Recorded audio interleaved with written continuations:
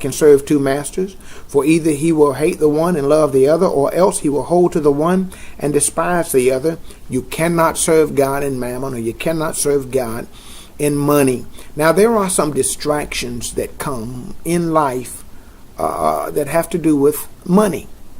And Jesus has been talking about these distractions beginning at verse number 19, when he tells us about our investments, and how we are not to lay up treasures here upon the earth, but rather lay up treasures in heaven. We have to make a decision for heaven or earth. Which world are we going to live in? If you be risen with Christ, seek those things which are above, where Christ sits at the right hand of the Father.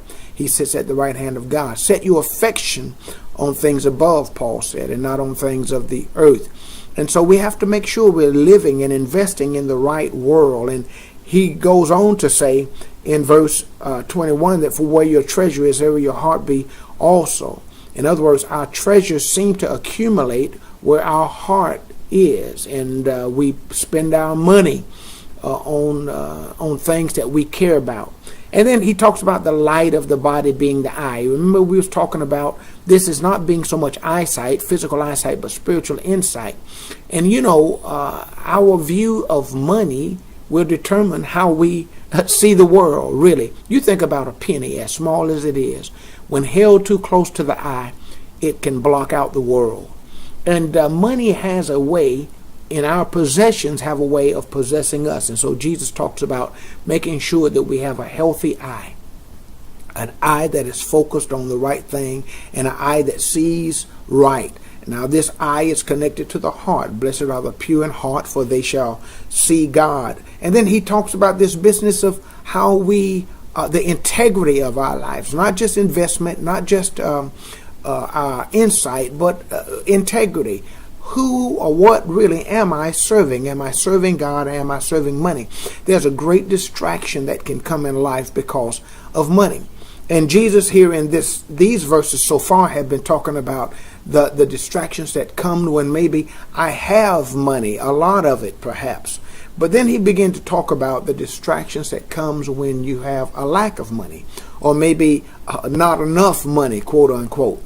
And Jesus talks about this and takes up with this in verse number 25. Therefore I say unto you, take no thought for your life, what ye shall eat, or what ye shall drink, nor yet for your body, what ye shall put on it.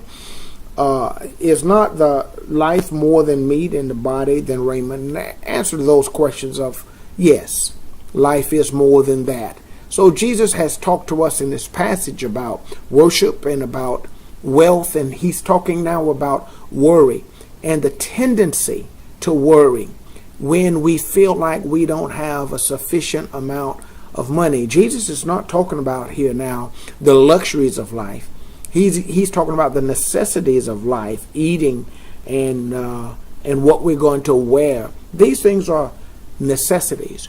But Jesus is talking to us on the whole issue of trust. Really, am I going to trust him? And am I going to live in with a certain security that God knows who I am and where I am, and God knows what I need, and God, who is my Father, can meet the needs of my life? Or am I going to walk in insecurity?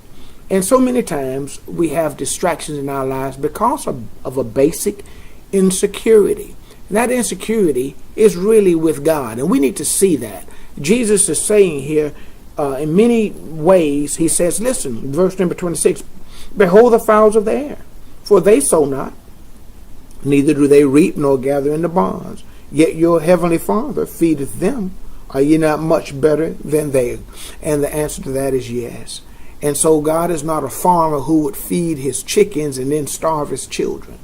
The idea is that God, who feeds the chickens, is going to feed the children. If you look at the fowls of the air, he takes care of them. The richest man in the world could not feed all the fowls of the air for just an hour of one day.